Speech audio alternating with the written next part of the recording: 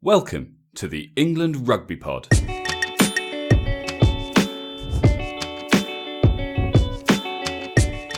Thanks for downloading episode 42 of Aviva Premiership Round 2. We've got all the games, plus bell end of the weekend, and Round 2's moment of magic. You're listening to the England Rugby Pod, the rugby podcast that believes England will win the World Cup in 2019.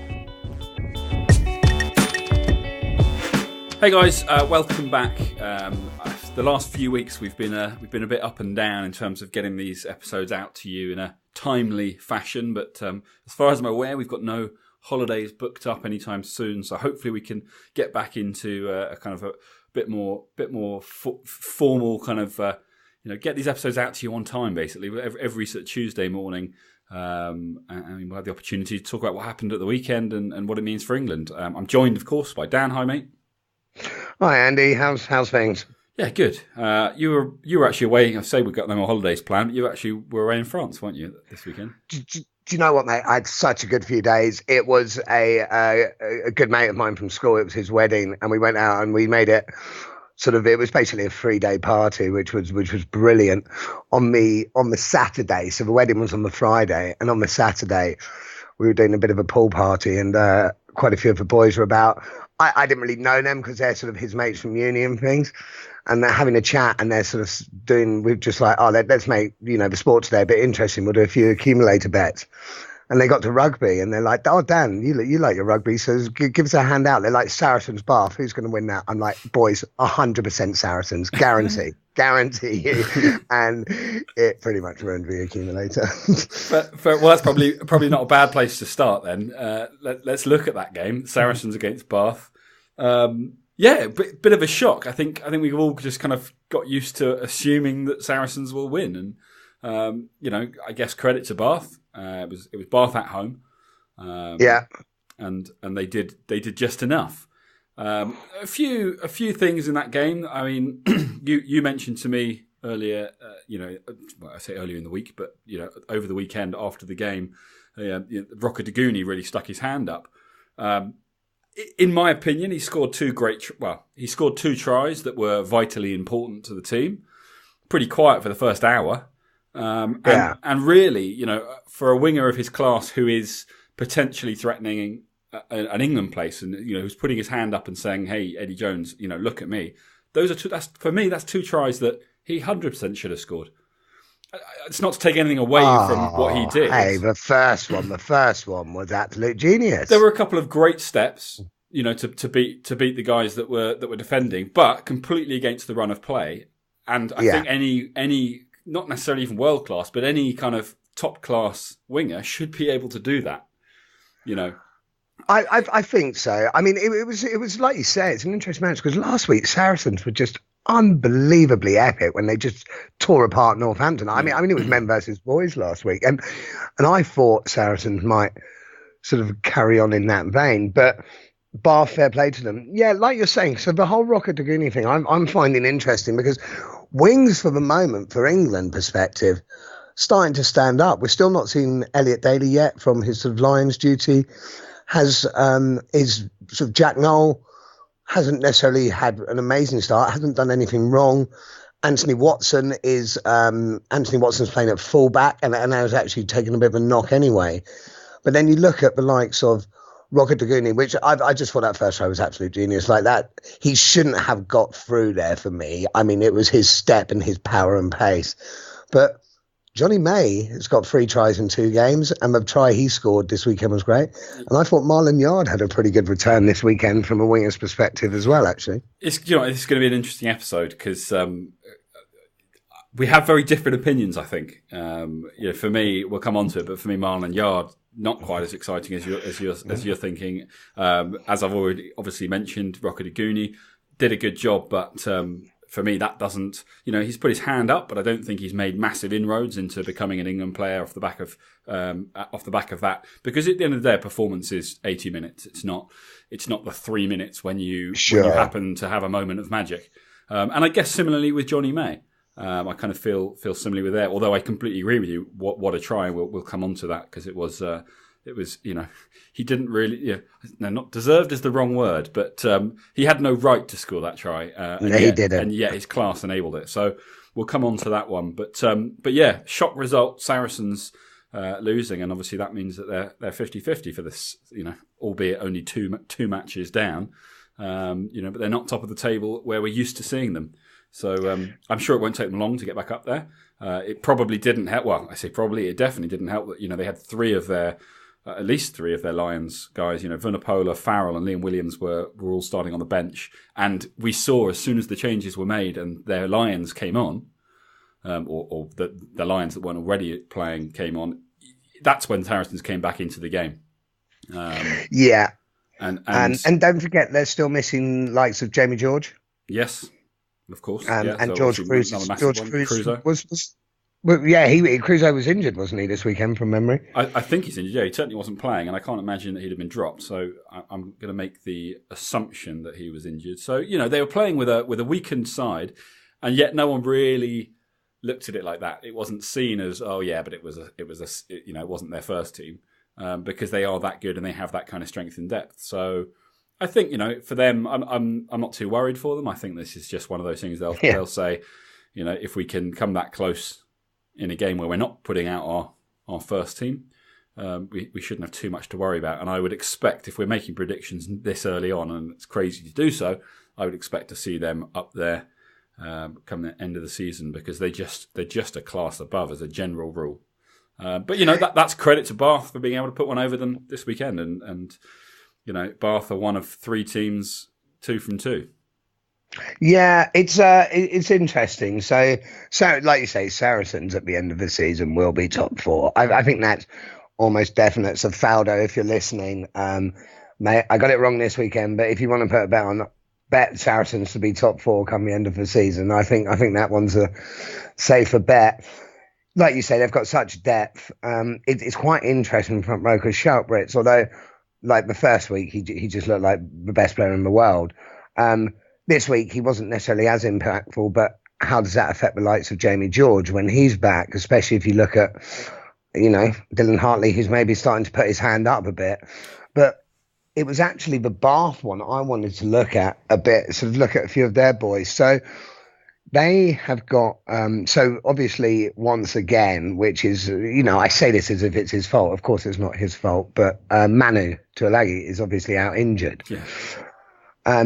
So we've got to start really thinking about the centres.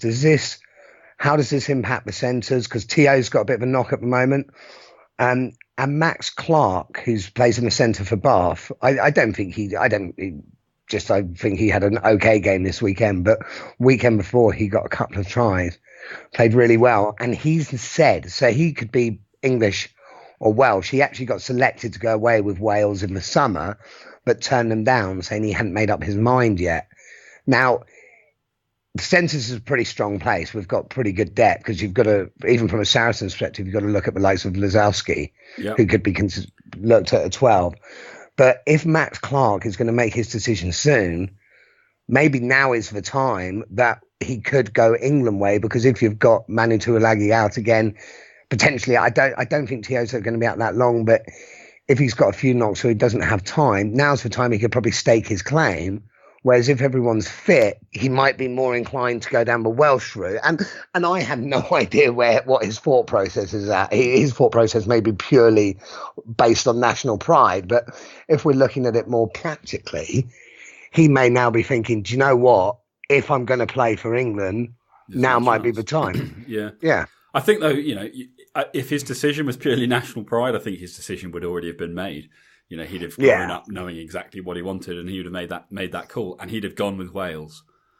So you've got to assume that he is thinking, given the choice, he'd rather play for England, and that's the only reason why he left the door open by turning down Wales in the summer. But it's a big ask because, like you say, you've got JJ who's in and around. You've got Tio, who, he's taking a knock, but, he'll brush that off, and he's in the mix. We've got Farrell, who we're assuming is in the mix. You've got the likes of Harry Malinder. Did you just say Farrell, we're assuming, is in the mix? 4-12. Oh yeah, specifically. Farrell's definitely in the mix. Farrell is for 12 until someone. I mean, as opposed to playing 10. You know, there's a chance that Farrell moves to 10, in which case there's an extra centre spot. So not a question of whether or not he's involved with England, just whether he is a centre or the fly half, or in fact a prop, or flanker, coach. Yeah, a bit of everything maybe. It doesn't really matter as long as he's playing. But coach, yeah. But there's a lot of there are a lot of centres that have already proven. So it's a big call, and like you say, if he has to make that decision. You know, and Eddie Jones decides in the autumn he wants to play a kind of another one of these sort of young tester sides. Someone like him it's an interesting one because, you know, you play one game for England and that's your Welsh chances gone. And if he plays that one game or that one series and he's not selected, which is very possible with all the options that are available, or he's told, yeah, you did a good job, but you know, you're not quite there yet. That could be door closed and door closed on Wales as well. So it'll be interesting to see how that decision kind of pans out. Materialises. Yeah, and whether he'll necessarily... So actually, this might be a good point even maybe to move on to the next game, because how he makes that decision, I mean, I guess he's just got to back himself one way or the other. But even if we look at Northampton-Leicester again, and after Northampton's week last week, I didn't think they'd beat Leicester, especially Leicester's back line. I mean, Northampton put Leicester on the back foot a lot, so you best backline him well. But if you're constantly on the back foot, it's going to be hard to score. But Northampton in the centres, so like you say, you've got Harry Mallender, who's just an incredible talent. But you've also got Burrell. Now, I don't think Burrell will get back in, but he's starting to play just that bit better. And Eddie Jones has picked him before. Yeah. So he's been on Eddie Jones's radar. And the other thing about that match, which is interesting, so George Ford, if he's playing for a Leicester team that's losing, which, you know, they've lost 2 games, let's not get carried away about this, does that slightly open the door at 10? Be it if you're thinking, look, Farrell just does such an incredible job at 12, we want to keep him there, and you've maybe got a Harry Mallender who could step in at 10, a Lazowski who could step in at 10, Marcus Smith for Quinn's probably a bit soon for my mind, but if Leicester aren't, you know, getting these performances, and if Leicester are playing sort of back foot and George Ford isn't getting the opportunity to prove himself, are we looking at a potential new opportunity for a 10? I mean, look, we've said it all along. You know, George Ford, up until the Argentina tour, George Ford was very kind of, you know, we weren't sure. You know, he didn't feel like he was a complete player. Then Argentina, he looked great, admittedly against a fairly weak side and amongst a fairly young, inexperienced side, you know, and he stood out and he looked really good. But like you say, you've got to be performing in your club games, and even if you're performing individually, but your team isn't, you know, unfortunately, there is a reflection there. And another good example of that for Leicester is Dan Cole, because I think you're right. Yeah. I think Leicester's backs are incredibly good. However, I think it was the back five that really let Leicester down. And I say back five, obviously talking about the scrum. And unfortunately, that reflects on Dan Cole because he's part of the scrum. So even though the front row did their job, you know, and he had a fairly decent game, the back five didn't win any ball, and they're not as epic as the back line. And if the back five can't win ball for the back line, then it doesn't matter how good they are; they can't do anything. And unfortunately, as I say, it reflects on Dan Cole. And when you've got Kyle Sinclair having such a good game for Harlequins, and Kyle Sinclair is the sort of replacement or the competition, if you like, for Dan Cole, he's another one who. So it's a really difficult one. I'm not really sure how Eddie Jones goes about looking at this, because you have to look at the performances for club. Of course you do, yeah. But you've also got to look past the club itself when you're looking at individuals.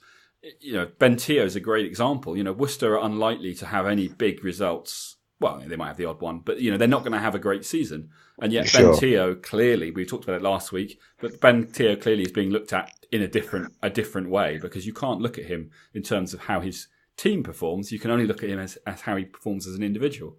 So I wonder whether the likes of Dan Cole, the likes of George Ford, you know, whether Eddie will just have a closer eye on their individual performances. I'm sure he does on all his players, but do you know what I mean? Like, I definitely think that it's a difficult one to know exactly how Eddie Jones and his selection squad, his selection team, the coaches and what have you will go about working out, what is the best formula for England, because there will be guys who, perhaps aren't performing to their full potential because the team around them isn't stepping up.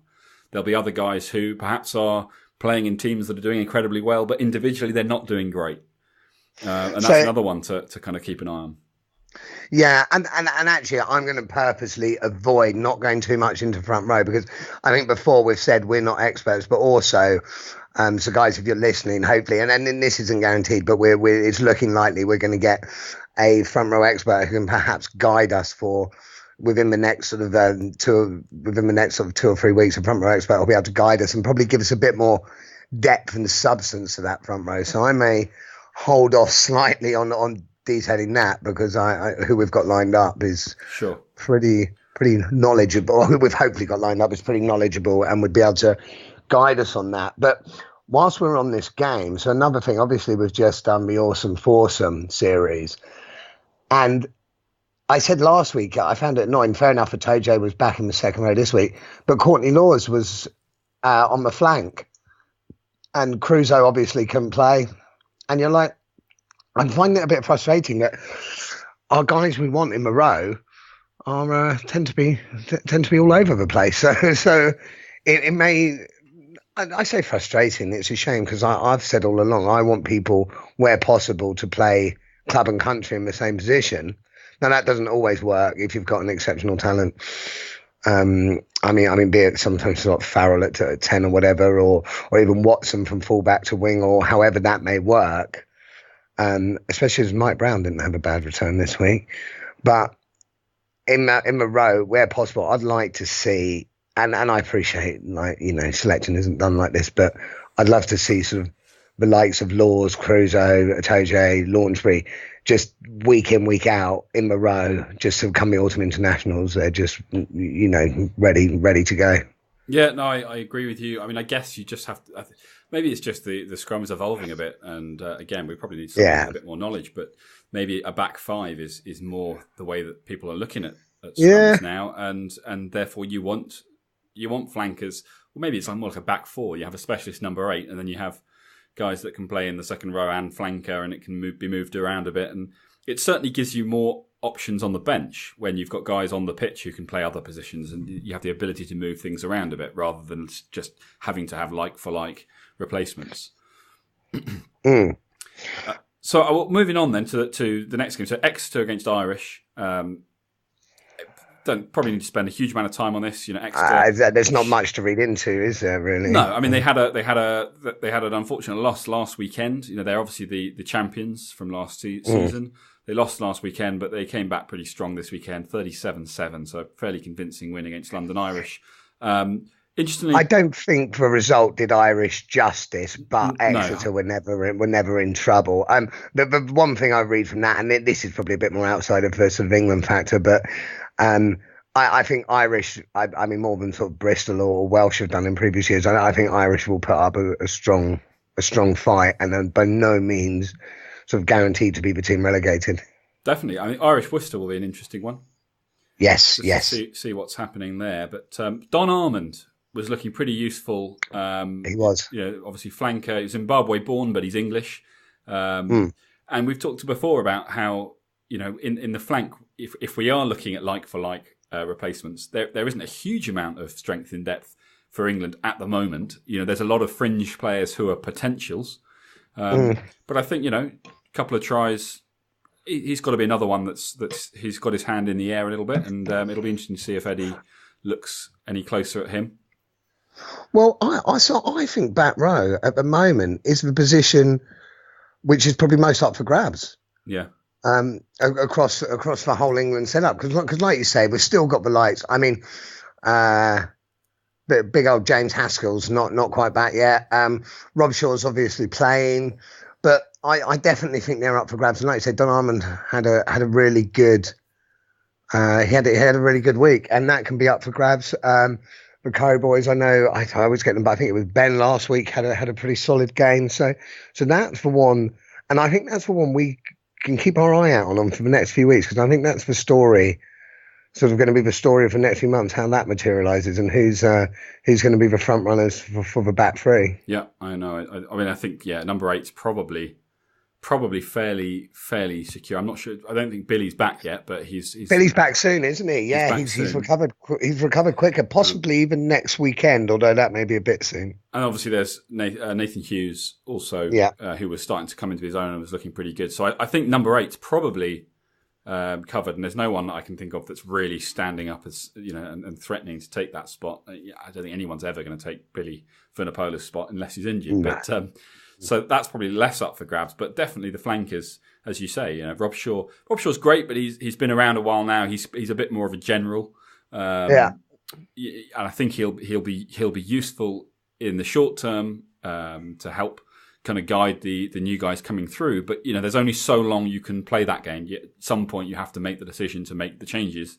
And it'll be interesting to see if that happens sooner rather than later. But, performances are still a key part of selection. So I'm not sure exactly how Eddie Jones approaches these sort of situations. But, and Haskell, as we say, he's a workhorse on the pitch. He's a bit of a joker off the pitch. He's a great guy to have involved and have around. It'll be interesting to see whether Eddie Jones sees that and what materialises there. But as you say, definitely opportunities, I think, in the back row. Yeah, because the likes of Hask, he's not just going to lay down, is he? He's not just going to lay down and let himself be taken out. He's going to fight for it, which is great. Yeah. No. Well, so moving on then to Quins against Gloucester. Gloucester obviously had a good result last weekend, I think. I know what you're going to say. You want Billy Tweltrees back in the centres. I'm just not sure it's right for him at the moment. I'm just not sure it's the right time, mate. Maybe soon. Good result for Quins. They needed to come back strong after their loss last weekend, and they did. Kyle Sinclair looking epic. I'm going to come on to him more at the end. Yes. But he looked good. Now, an interesting one here. First of all, I think there's two things here. So first of all, congratulations to Mike Brown. 202 appearances for Quins and a new record. So, fair play to you. But, you've talked about both Marlon Yard and Mike Brown, saying they're both looking strong, having good games. And they did. But I don't know, there's something, I was watching it and it just felt a bit old school. I don't know why. I can't really explain that. Is that association though? Is that sort of half in our heads? Maybe. It didn't feel to me like this is what you want to see from this kind of new breed of player. Not that they're obviously a new breed, but I don't know. It didn't. I guess because of having watched Mike Brown over the years and seen the way that he plays, maybe it's just you kind of feel like he doesn't strike me as the sort of guy that's gonna tweak his game to suit a new style. It's like this is how he plays, and if the team plays that way around it, and that's probably me being really unfair to him. And obviously, it's not my decision. Sounds it. Yeah, it's not my decision if he's involved or not. But I stand by what I've said in the past. I stand by what I said last week. I think Mike Brown's tenure with England might be coming to an end. I think Anthony Watson, particularly now he's playing fullback for Bath permanently, and obviously depending on the seriousness of his injury, I don't think it's anything too bad. I think that Anthony Watson is our next England fullback. So it'll be interesting to see what happens. I think Marlon Yard, for me, and therefore guessing that for Eddie Jones, it's probably put a nail in his coffin with the way that he played down in Argentina, because that was really poor. I'm half inclined to agree with you about Brown and Yard, that I think there probably are options above them. But what I quite like is they're not going quietly. Like they're standing up, and that's 100% what we do want for sure. Yeah, and I mean, wing is going to be so tough. Let's say it would be the back three that you and I think it should be, and you've got on the wing Jack Noel and Elliot Daly.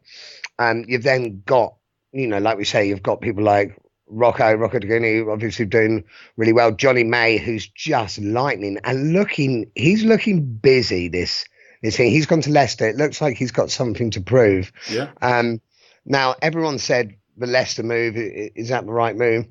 I've heard rumours that there's probably more to it than necessarily just around careers. But, as we've said before, we're not a gossip column. But it does actually seem to have worked out for him. It does seem to be as if he's looking. I thought on the first week, I thought he was looking for work.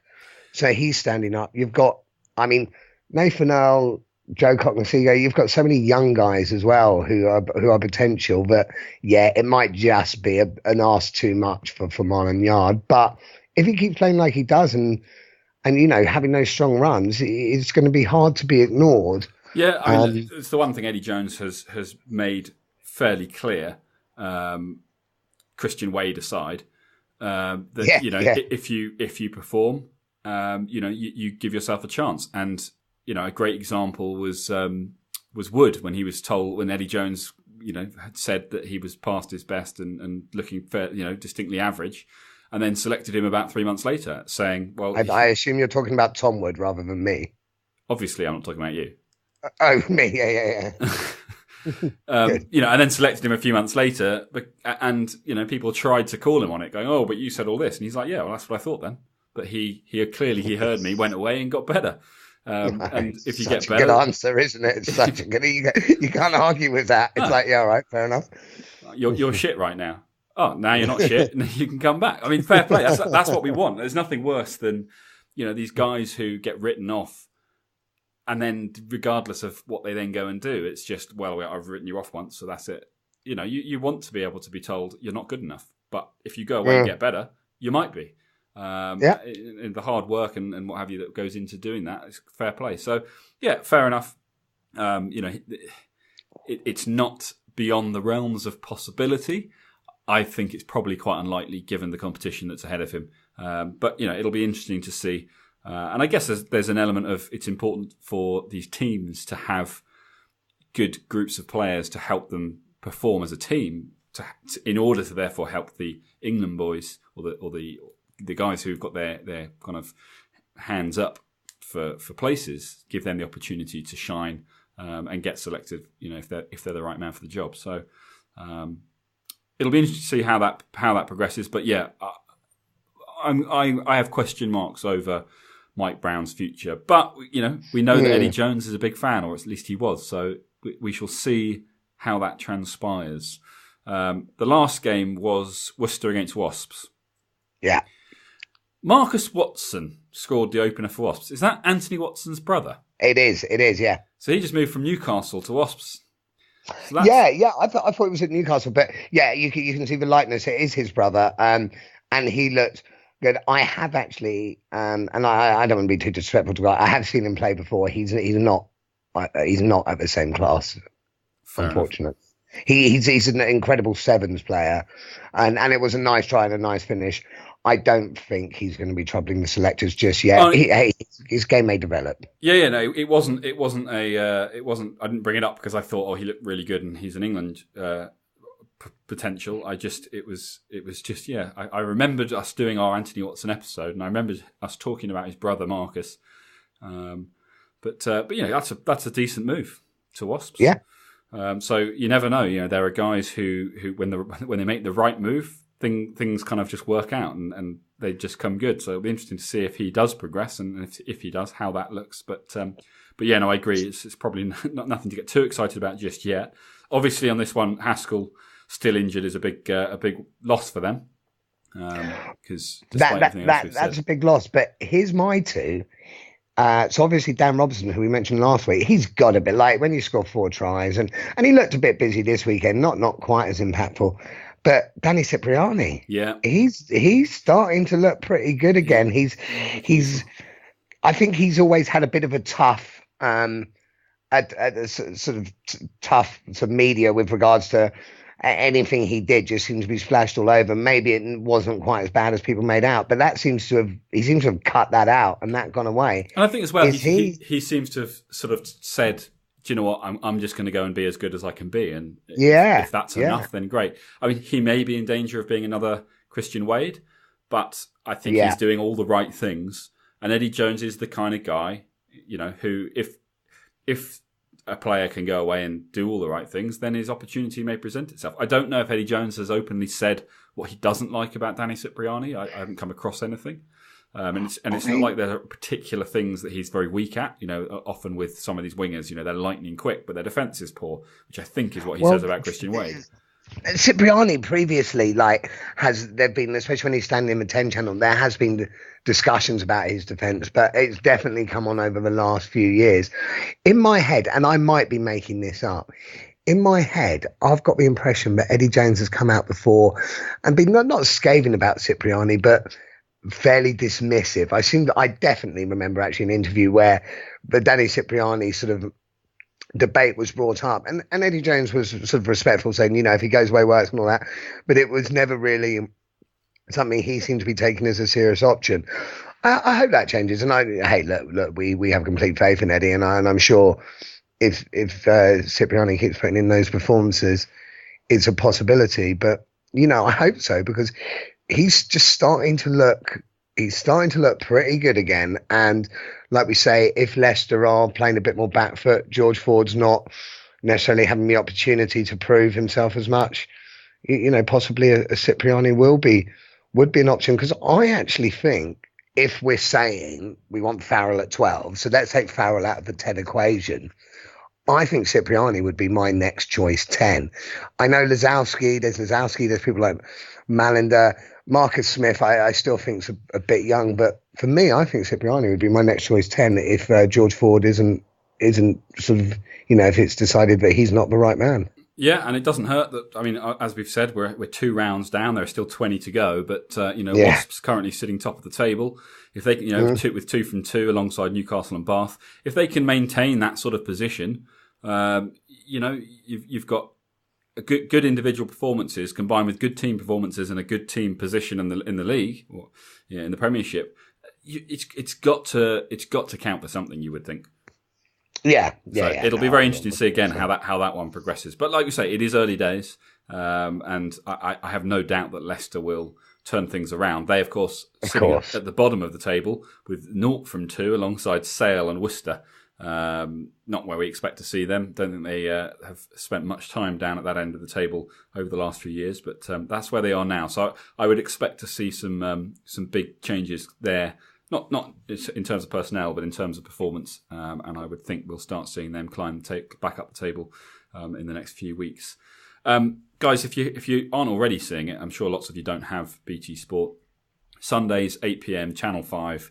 The Aviva Premiership Rugby Highlights show is a great way to just catch up on everything that's been going on. So I definitely recommend checking that out. And then, of course, I like Flatman and Durden Smith as well. Yeah. I like the way they sort of host that show. It is good bands. It feels a proper rugby show having those two there. I quite like it. It's like a podcast, but you watch it.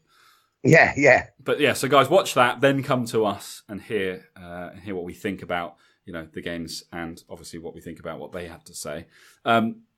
Just so the last kind of thing that I wanted to look at this week, and something that I want to introduce, but we'll see what you guys think, and obviously what Dan thinks.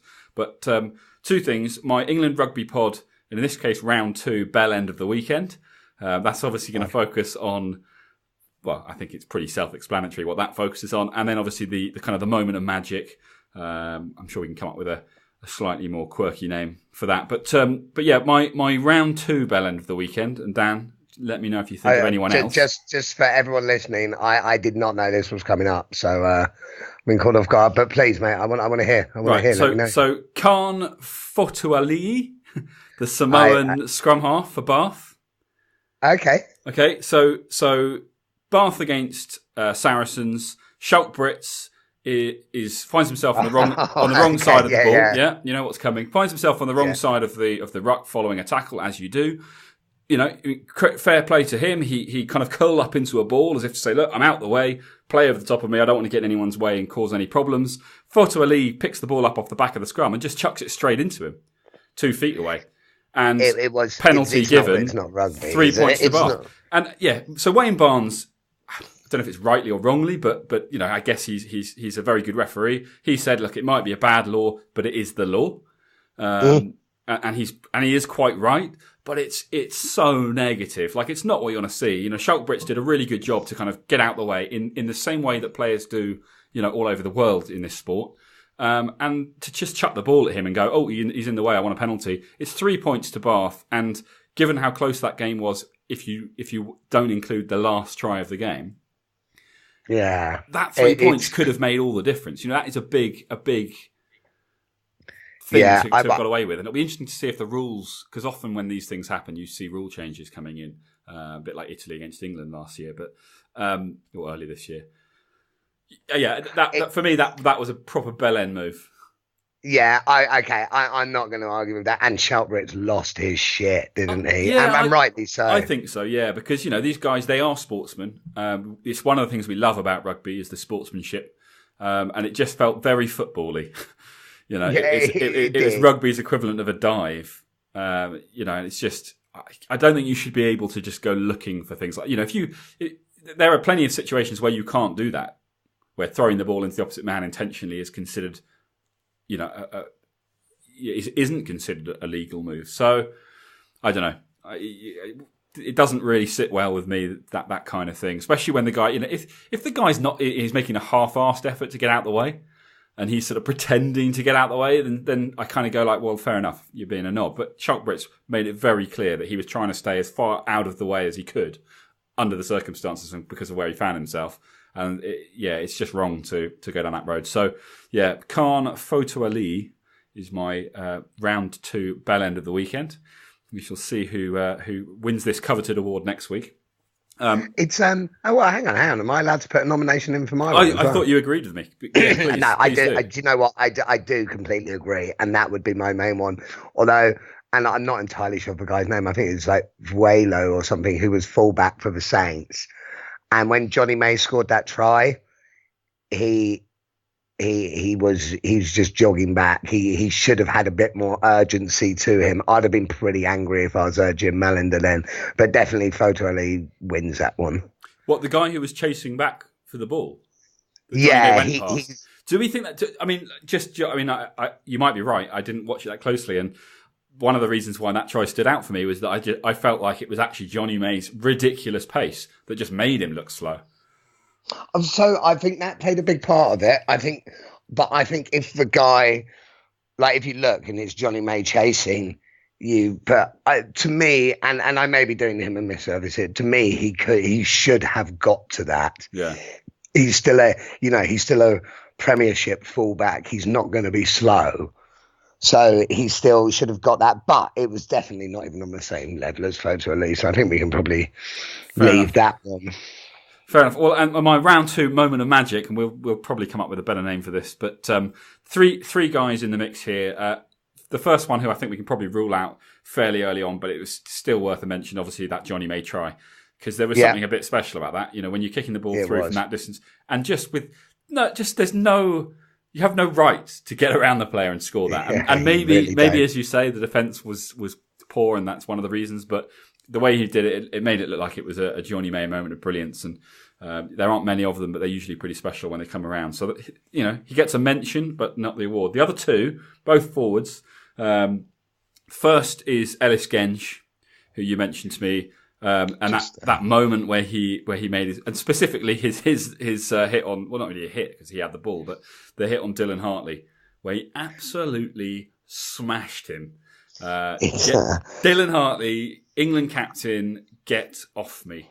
That's what the phrase "sit down" was invented for. Yeah, he really did tell him to sit down, and it was actually Flats went with that for his moment of the weekend. But for me, the moment of the weekend was Carl Sinclair, the little behind the back flick, very fly half-esque to set up one of Harlequin's tries. It was pure class, and for a prop to be doing that, for me that shows signs of what the next wave, the new age of propping and the future of England propping is all about. And it's the one thing we always talk about with New Zealand. At the end of a New Zealand game, we talk about, but they're so good because they've got props who can do the things that wingers can do.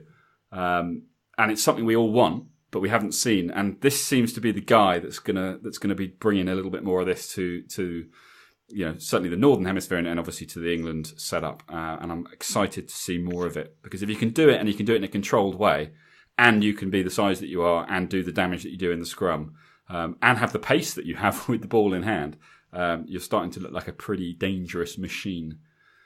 So he's my moment of magic, man, whatever the name will be for that. But what are your thoughts? I've got nothing to add to that. That wins it for me as well, actually. Yeah, and just backing up everything you just said on that. So yeah, I definitely am giving it to him as well, and I'm really excited about seeing a lot more of him play this year in both a Queensland and England top. Yeah, it'll be exciting to see how that progresses, and obviously, difficult call for Eddie Jones, Dan Cole versus Carl Sinclair, two very different props. Probably still thinking that Carl Sinclair is. I can't see Dan Cole as a finisher. I know we've talked about it. I know we're going to talk about it more when we have someone who actually knows what they're talking about when it comes to the front row. Yeah. But until I'm corrected, the way that I see it at the moment, and I'm looking forward to being educated on this, but it's that Dan Cole to me seems like a starter, and Carl Sinclair seems like a starter too, but also a finisher. And I just think when they're the two outstanding guys, and they're so different, my money is probably still just on Dan Cole for the time being. But there's only so much time you can ignore. It's getting closer and closer, isn't it? Absolutely. Yeah. So that'll be an interesting one to watch too. But more on that when we have someone who actually knows what they're talking about, who can shed some more light on it. Mm. Well, I think that probably covers round 2. I think that's a good point to to round up. Well, guys, thanks again, obviously, for joining us and for listening to us for the last 45 minutes. As always, get in touch with us. Let us know what you think. Ask us any questions that you have. We're on social media at England Rugby Pod. You can also get hold of us through the website and check out what we're up to, www.englandrugbypod.com, or you can email us, englandrugbypod@gmail.com. If you're listening on iTunes, great. If you've subscribed, even better. If you haven't, do it. It just means that all the episodes are there waiting for you. There's 40-odd episodes backed up on there, so there's plenty to listen to if you haven't had a chance to go through it all yet. And obviously there'll be more coming every week, and we'll keep you up to date with what's going on in the Aviva Premiership. You've stopped counting. Stopped counting the episodes. I have stopped telling people what episode number it is. I figure they can read. It did get beyond 35, which is quite high for you, so fair enough. It is. I actually can't count beyond that. So, enough. But yeah, guys, look, thanks so much for listening. Keep supporting us, please. Stay in touch.